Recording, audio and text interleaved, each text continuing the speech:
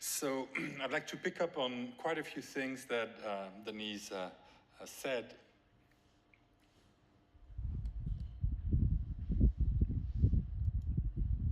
First of all, no financial disclosure. Just got this.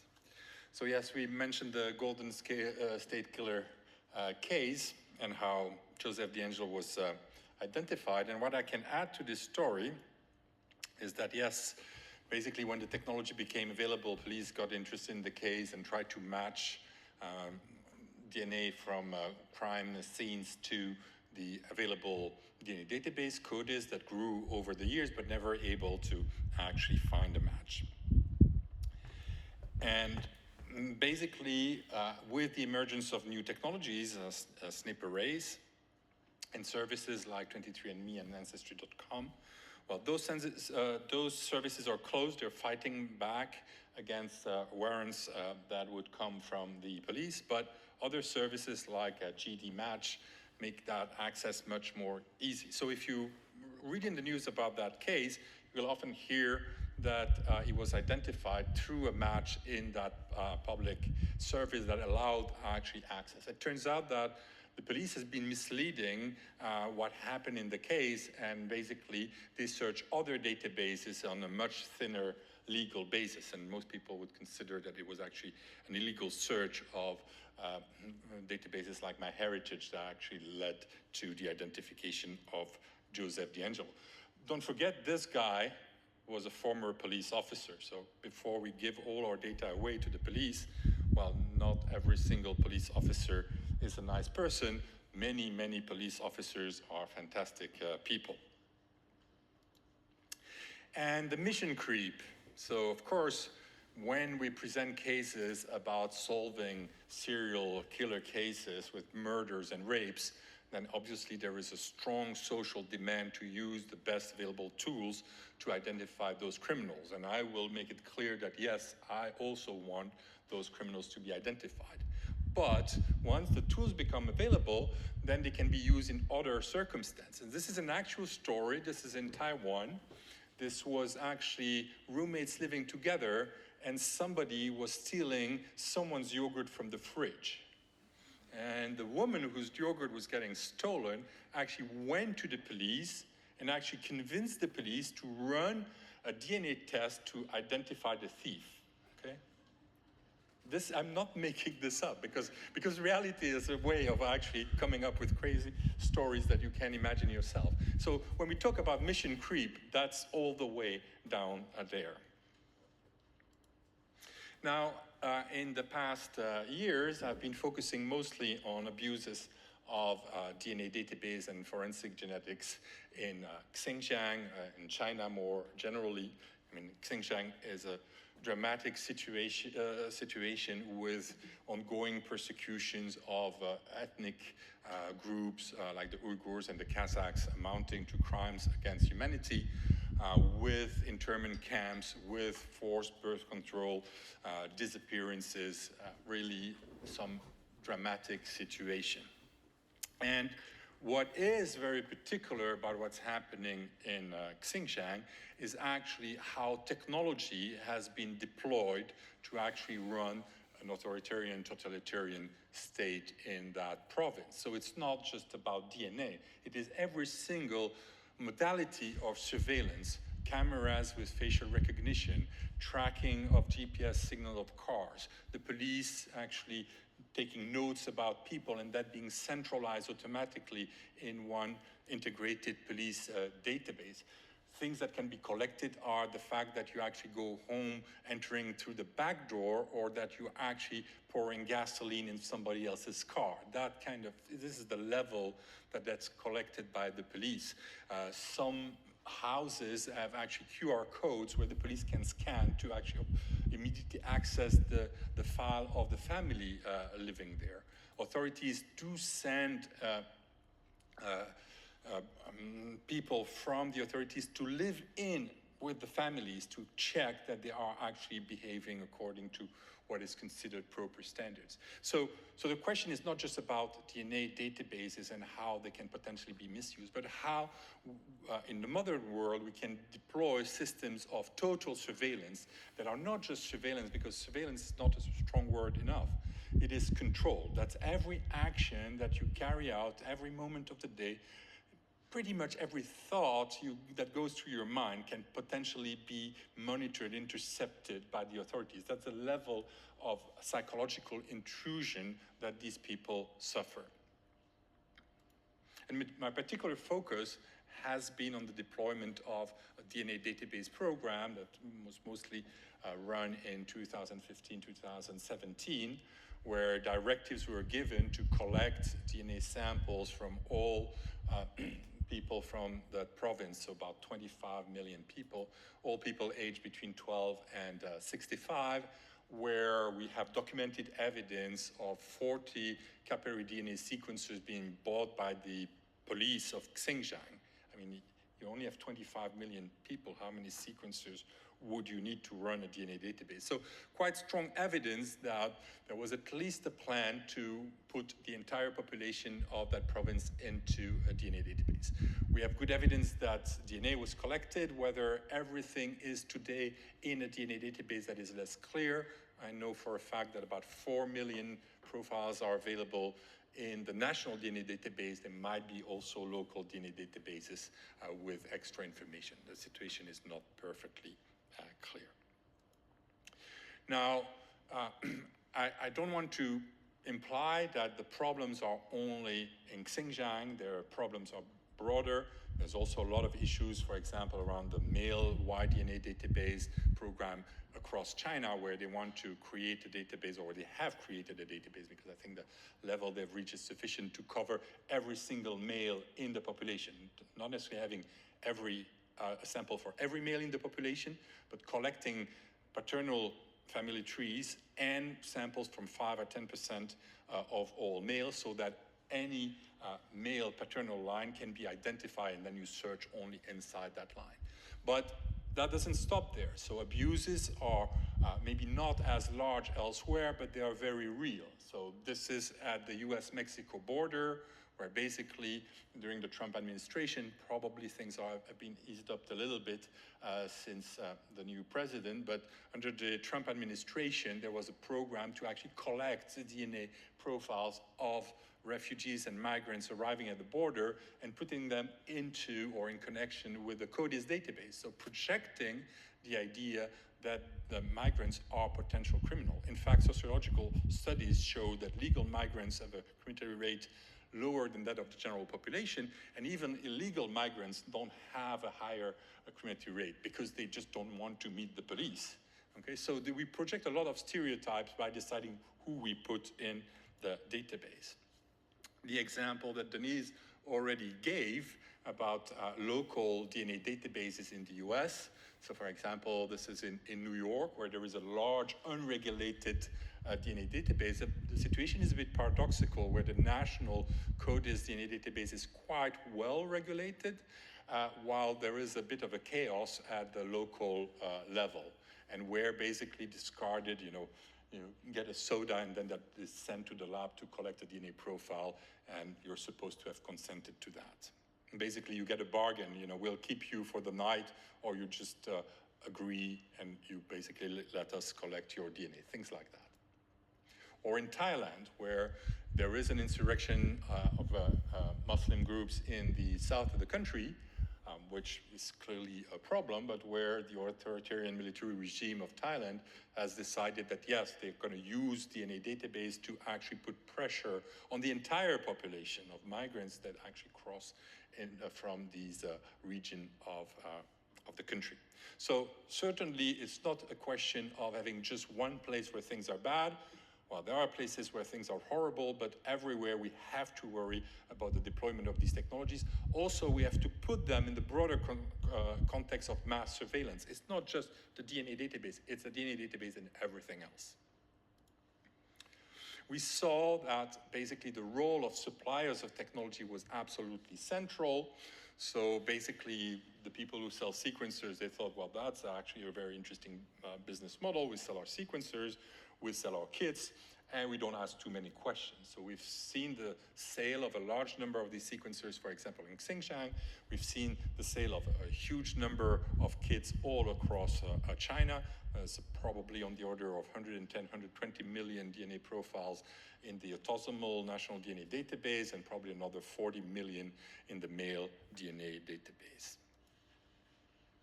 We've seen very scary patterns of collaboration. So this is actually scientists from Thermo Fisher working with the Chinese police to actually validate their next product for the Chinese market. Okay, so of course, when you realize how this technology is being deployed with our proper safeguards, then of course having this research published in, respectable journals is very, very concerning. It's very hard to actually do something about that and get, for example, these kind of papers retracted. When we surveyed the work on the research on forensic population genetics, so characterizing certain ethnic groups in China using exactly the kind of technologies that are relevant for law enforcement. So it's about 1,200 papers. We actually saw that about half of them had a co-author from the Chinese police or the judiciary. And if you look at actually the research groups that are active, so the size of the ball shows, how many publications have a co-author from a particular institution, and the lines show how often two institutions co-publish. You basically see that it is impossible for academics in China to be relevant players in the area of forensic population genetics without close collaboration with law enforcement. And again, law enforcement is a bit of a problematic name because these databases are not just about law enforcement. They are about some form of control of the population by saying, well, we know everything about you. Now, the problems extend even more broadly because international collaborations can be problematic. So this is a DNA database at the Charité in Berlin. It has about now 340,000 profiles, and about a third of those profiles come from China, and about 15% of that are from the most vulnerable population. By that I mean Uyghurs, Tibetans, Kazakhs, those for which there is documented persecutions. And when you say, well, basically, this data is very problematic, even if you're not making it directly available to a third party, only available for statistics to an interface, where you still have that data, where did it come from? How did you collect it? Well, it comes from some study, but yeah, well, how was that collected in that study? Well, basically the study states that it respected the requirements of the Declaration of Helsinki, and that's good enough. So as an example of what is used to build that database, this is a major study, so it represents about a third of all the profiles from China that are reported and analyzed in one particular publication. And basically, from the 30 or so authors, about a third come from the Chinese police or judiciary. Okay? So there's a really question about, well, is that acceptable to publish this kind of research? So basically, we went after that particular publication and asked the publisher to investigate whether at least proper informed consent was obtained.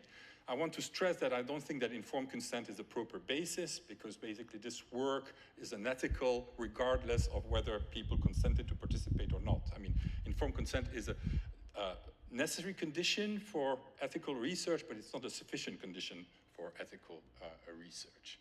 And so basically when they investigated, and probably what helped us in this case is that members of the editorial board of that journal said, well, yes, we need to clear up the situation and see what really happens. After about a year and a half, basically the paper was eventually retracted. Does that solve all the problems? Well, not really. I mean, today it's not clear whether those 38,000 profiles have been retracted from that database. The institution will not answer any questions about this. And to give you a bit of an idea of how bad the situation is, this is one of the co-authors of the paper. This is a police officer, a forensic police officer in China.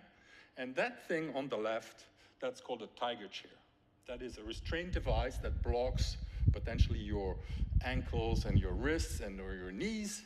And for a prolonged period in the chairs, the pain is actually unbearable. This is considered a torture instrument, okay? So this is someone on that paper. And I can actually show other papers where this researcher is also involved. So yes, you can really ask, okay, are we doing research with the right people here?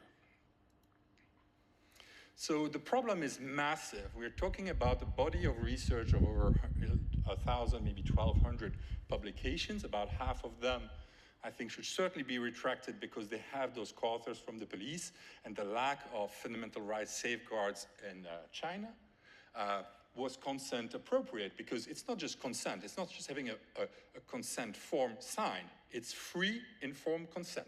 This is the standard that we have established. Informed consent means when I'm doing a forensic population genetic study, I have to inform the participants that that data is directly relevant to the calibration of this technology for the deployment of DNA databases that can be used to persecute the community, for example. That would need to be, for me, in a document that would require, if you wanted to require informed consent, then it needs to be free. And the bar for free consent is very high. It's not just whether the participants were under duress, but as soon as the participants might actually accept to sign because they fear potential retaliation, then basically the consent is not valid anymore. When you have, and I have instances of that are well documented, when you have police officers collecting the DNA samples and having people sign consent forms, for me, it doesn't mean anything. Approval by ethics committee. We find 24 papers where the approval was given by the ethics committee of the Ministry of Public Security or the Ministry of Justice. So of course, yes, there is an ethics committee that approved the work. We have seen instances where the DNA profiles of the participants are put as supplementary material available online for download. We have seen instances where the lack of reaction of the publishers and the editor-in-chief led members of the editorial board of the journal to resign. We've seen instances where journals were really kind of dark places where you have journals that published a few of those that are totally unrelated. OncoTarget published studies on forensic population genetics, all from the same lab, and that journal, for some reason, lost its impact factor. I don't know exactly why, but it shows that that journal was in a pretty dark place. So publishers and retractions, yes, it is possible. We have obtained about 7 retractions for about 100 cases under investigation, and I'm talking about an order of magnitude more in general. So this is a short list. So it is possible, it is hard, it is slow. There are signs of hope. So even, for example, suppliers are sometimes willing to make an effort. So I want to commend QIAGEN, for example, for making a very substantial change to their human rights policy, recognizing the potential for abuse of those products and saying they will not tolerate those. I want to thank the American Society for Human Genetics for the statement they put out this weekend, or at least I learned about it this weekend. ESAG has also been at the forefront of this. We published about that even a year ago.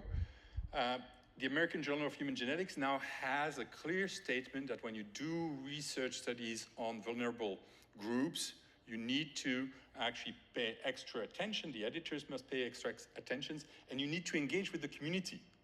If people had asked the Uyghurs or the Kazakhs whether they wanted to be part of those studies, I'm quite sure that the answer would have been no.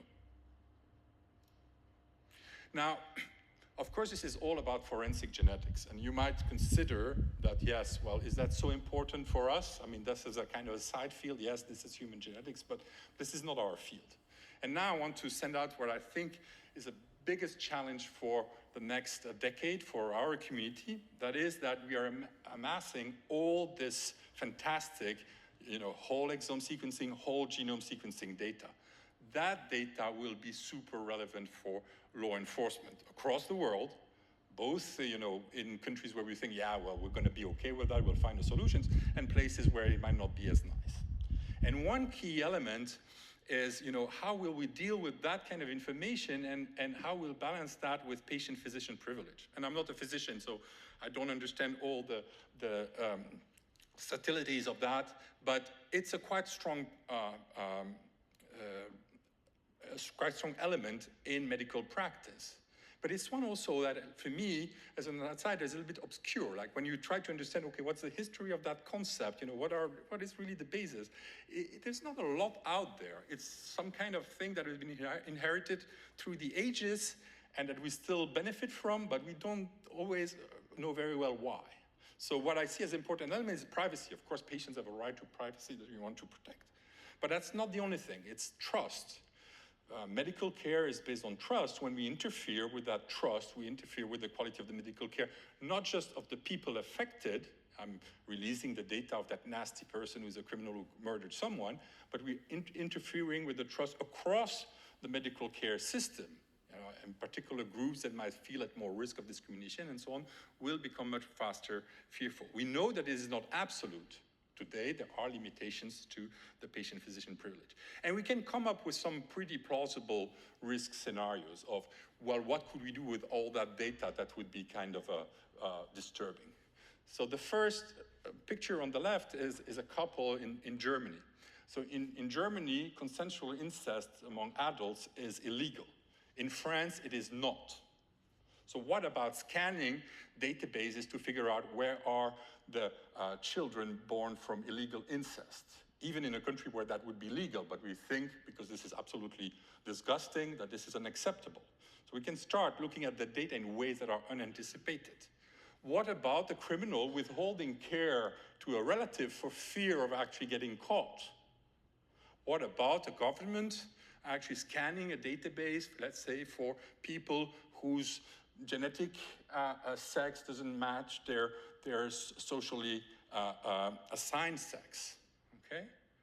That could happen. There are countries, even in Europe, where that would be a legitimate fear. And so if you think that all that data is protected, you're wrong. So in the US, HIPAA protects against warrantless access to that data, but it does not protect actually access to the clinical data under a court order. Okay?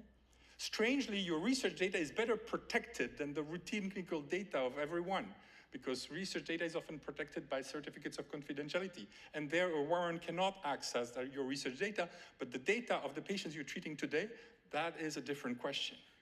The GDPR, which we're so proud of, it doesn't apply to law enforcement, so most probably in Europe, that kind of data is potentially accessible to law enforcement. And sometimes you would say, well, that might be nice, but you have to keep in mind, where will we find the balance?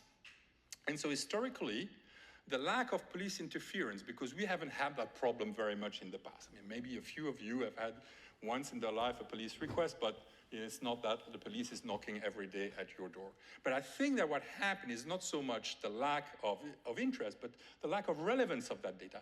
In the past, well, if I were, looking for a BRCA1 mutation and the DNA from the crime scene was an STR profile, there's nothing to connect both. But as we move into NGS for everything, then basically the data becomes relevant. And I'm really truly expecting that in the next decade, the law enforcement and the legislative bodies will start knocking on the door and say, well, you have so much of that data, you need to make it useful for society.